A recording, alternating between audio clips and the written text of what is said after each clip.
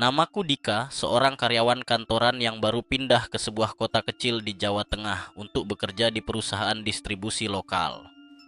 Tahun 2015, aku menyewa sebuah rumah sederhana di pinggiran kota, dekat dengan jalan kecil yang disebut warga sebagai Jalan Tikus.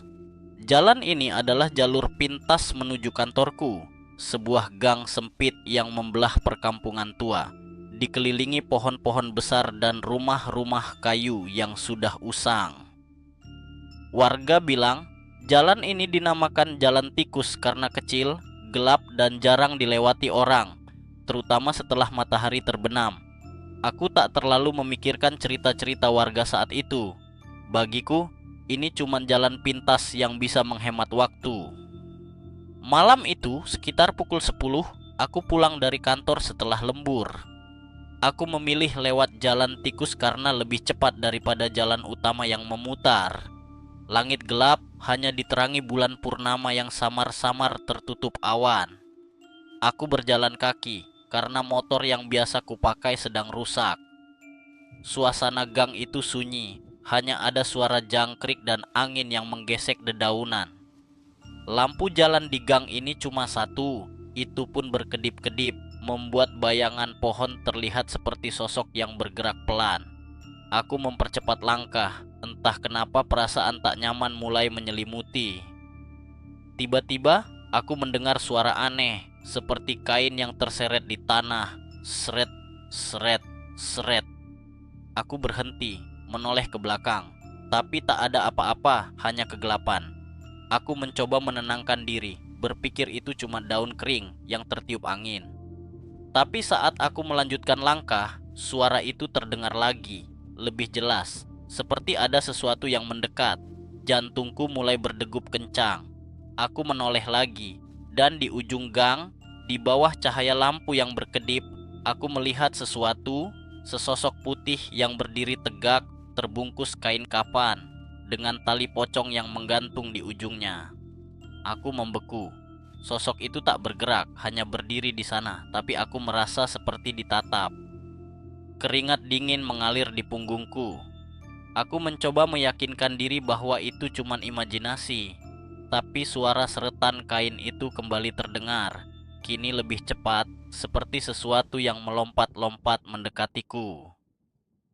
Tanpa pikir panjang, aku berlari menuju rumah. Napasku tersengal.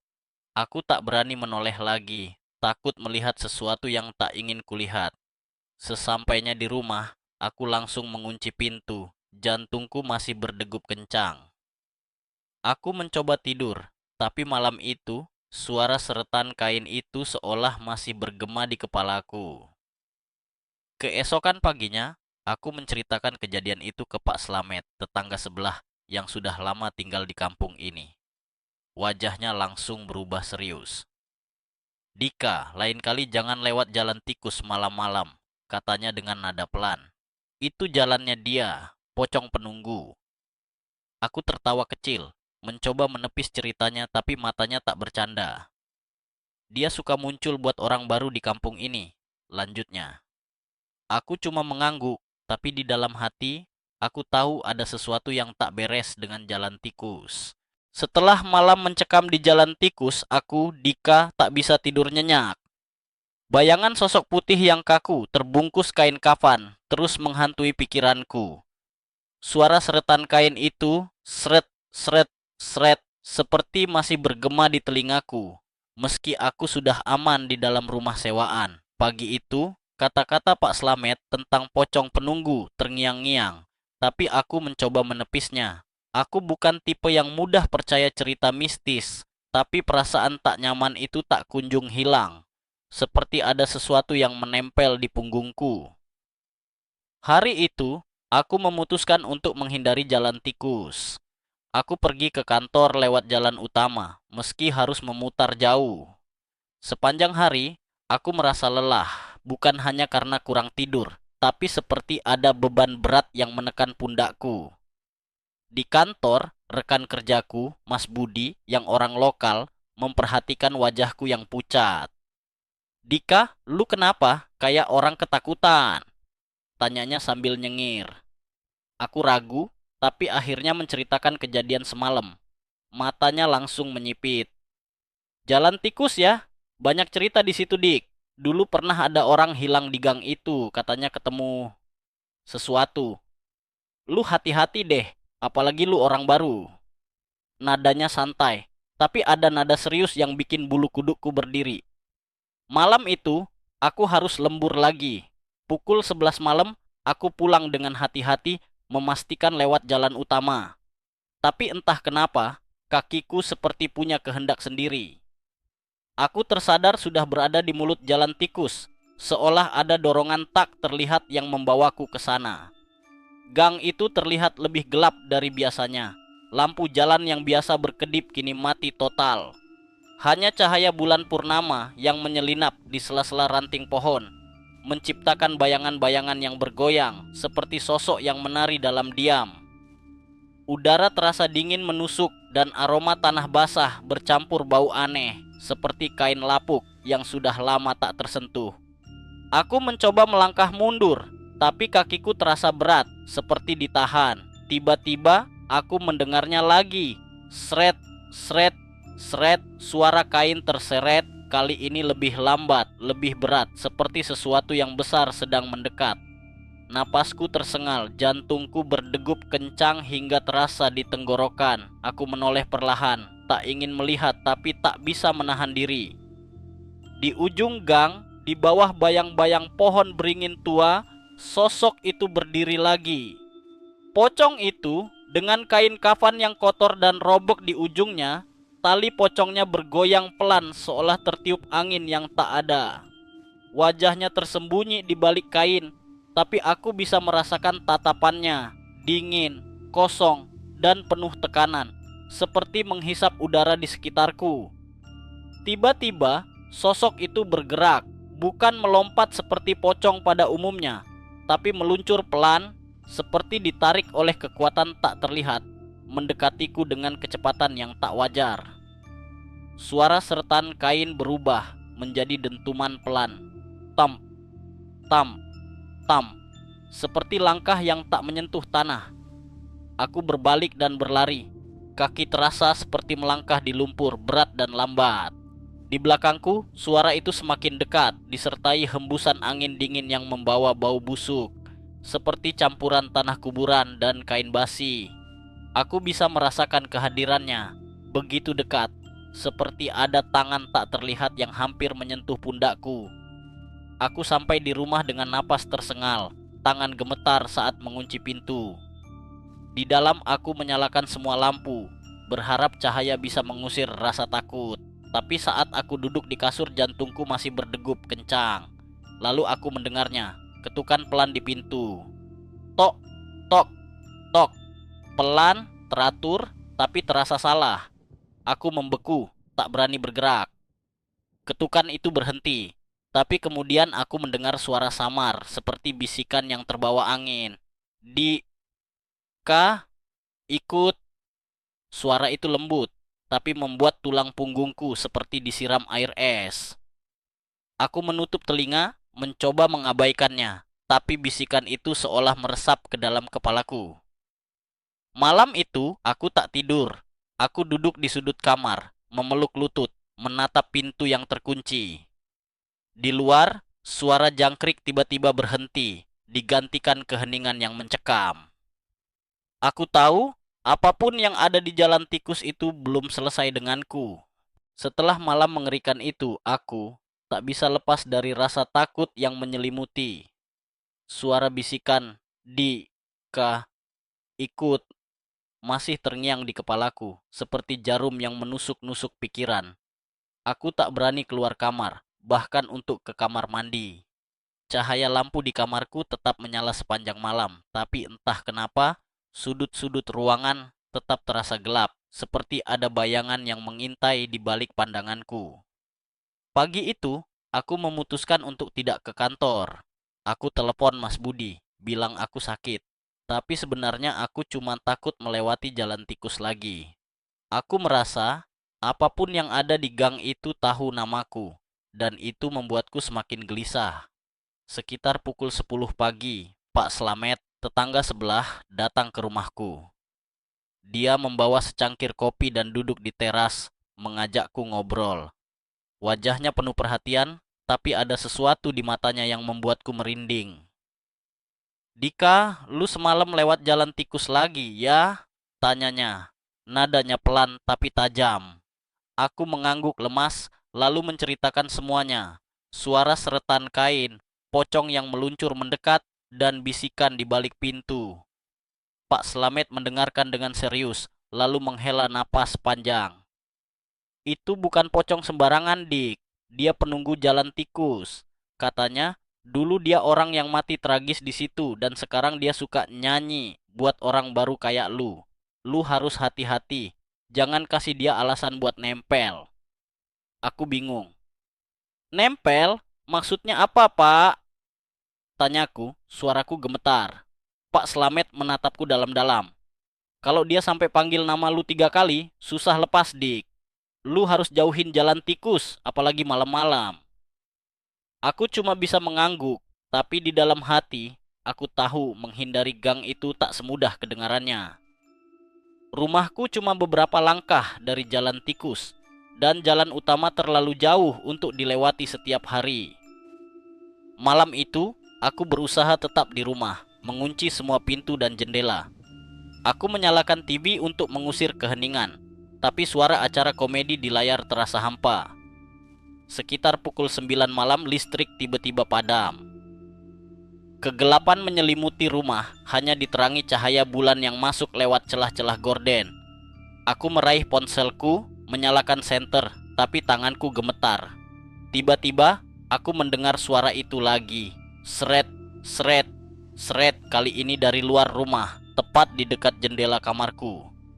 Suara kain terseret itu pelan, tapi terasa seperti sengaja, seperti ingin aku mendengarnya. Aku membeku, tak berani bergerak, takut suara sekecil apapun akan menarik perhatian dia. Lalu, sesuatu membuat bulu kuduku berdiri. Dari balik gorden jendela, aku melihat bayangan, sesosok putih, kaku, berdiri tepat di luar. Kain kafannya tampak basah, menempel di tubuhnya, dan tali pocong di ujungnya bergoyang pelan, seolah hidup. Aku bisa mendengar napas pelan, seperti desisan, bercampur bau busuk yang merembes masuk lewat celah jendela. Tiba-tiba, bayangan itu bergerak mendekati kaca. Aku mendengar ketukan pelan, tok, tok, tok, tapi bukan dari pintu, melainkan malam itu Dika tidur di sofa ruang tamu rumah Pak Slamet, tapi tidurku tak nyenyak. Bayangan pocong dengan mata hitam kosong dan bisikan di "Kak, buka," terus menghantui, seperti cengkraman dingin yang tak lepas dari pikiranku.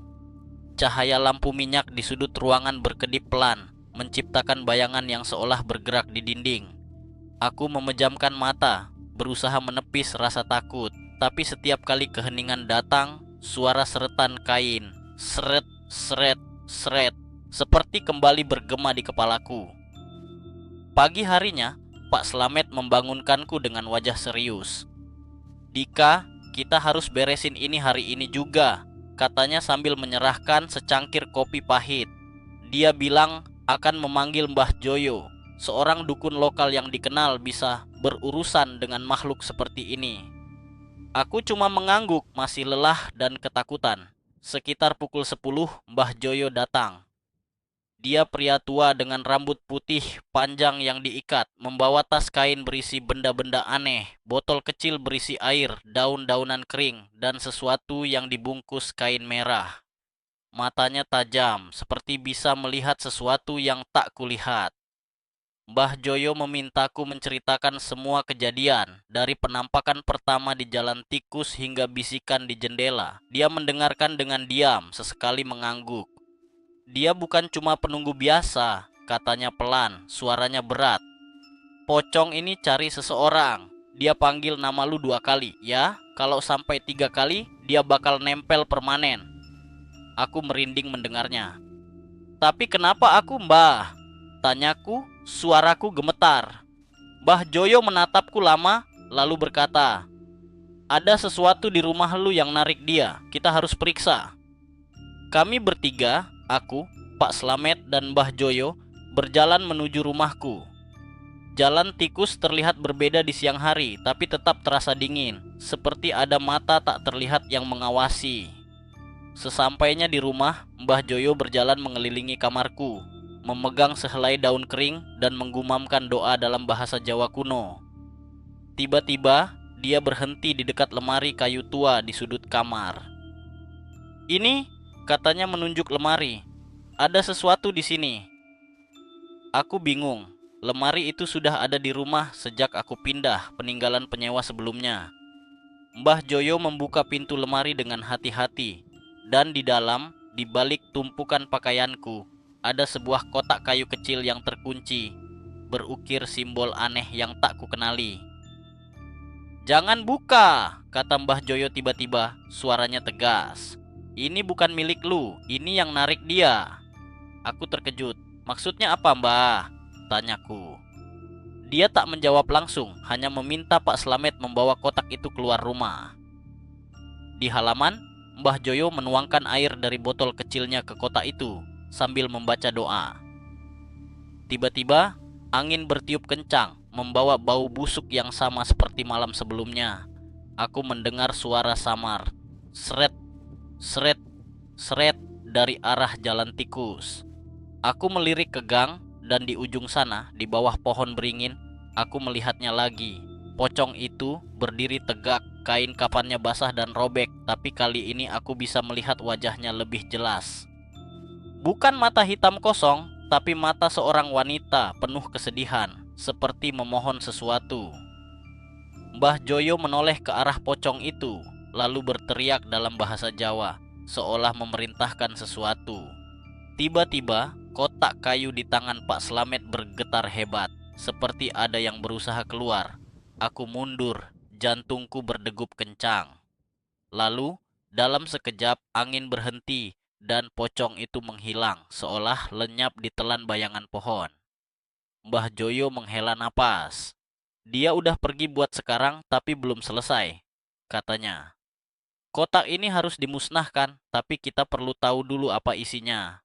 Malam ini, lu tidur di rumah Pak Slamet lagi. Jangan di sini."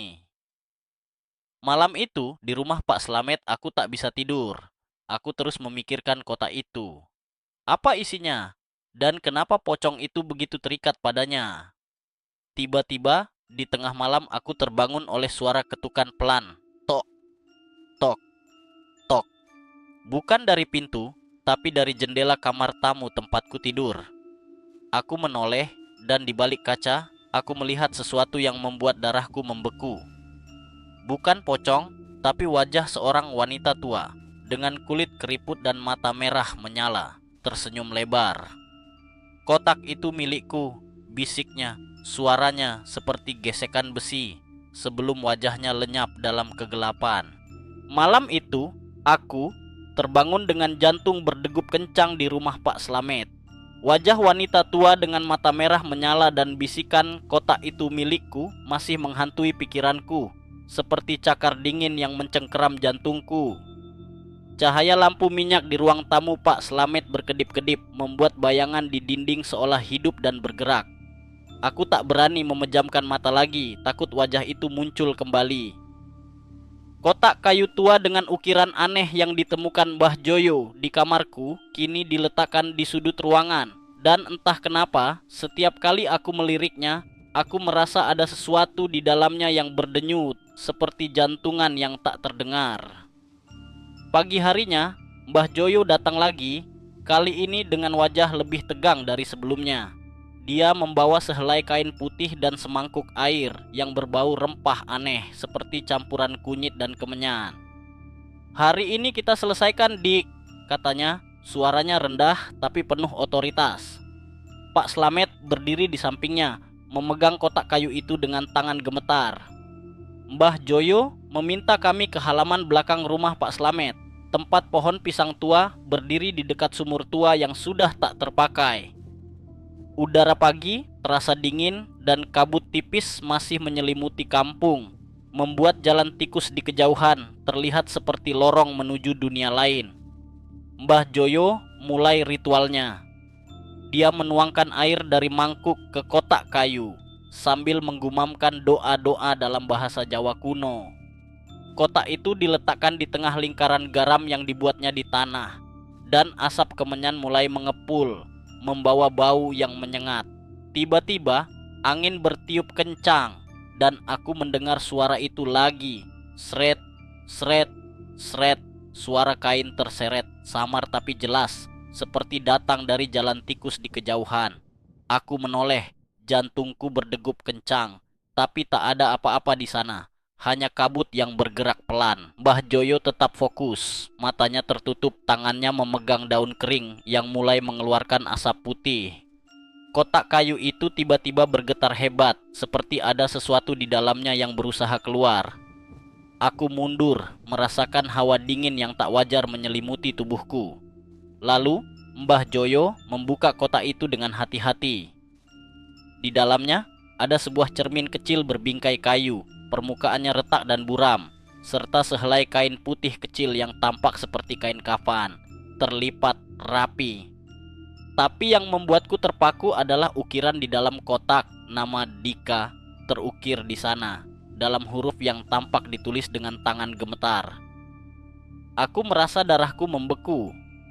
Ini, kenapa nama saya ada di situ, Mbah? Tanyaku, suaraku hampir tak terdengar. Mbah Joyo menatapku, wajahnya pucat. Ini bukan kebetulan, Dik. Kotak ini dibuat untuk lu. Seseorang sengaja narik dia ke lu. Sebelum aku bisa bertanya lebih lanjut, Pak Slamet tiba-tiba berbicara, suaranya gemetar. Dika, maafkan aku. Aku yang bikin kotak itu. Aku terpaku, tak percaya. Pak Slamet menceritakan bahwa bertahun-tahun lalu dia menyewa rumah yang kini kutinggali. Dia pernah membuat perjanjian dengan penunggu jalan tikus pocong itu untuk melindungi keluarganya dari musibah. Tapi sebagai imbalannya, dia harus memberikan pengganti setiap beberapa tahun. Aku adalah pengganti itu. Nama Dika di kota itu ditulisnya saat tahu aku akan pindah ke rumah itu, sebagai bagian dari ritual untuk mengikat pocong itu padaku. Aku nggak punya pilihan, Dik. Kalau nggak, keluargaku yang kena. Katanya air mata mengalir di pipinya. Aku merasa dunia berputar. Tetangga yang selama ini kujagokan, yang menampungku saat ketakutan, ternyata dalang di balik semua ini. Kemarahan dan ketakutan bercampur di dadaku, tapi sebelum aku bisa berbuat apa-apa, Mbah Joyo melanjutkan ritual.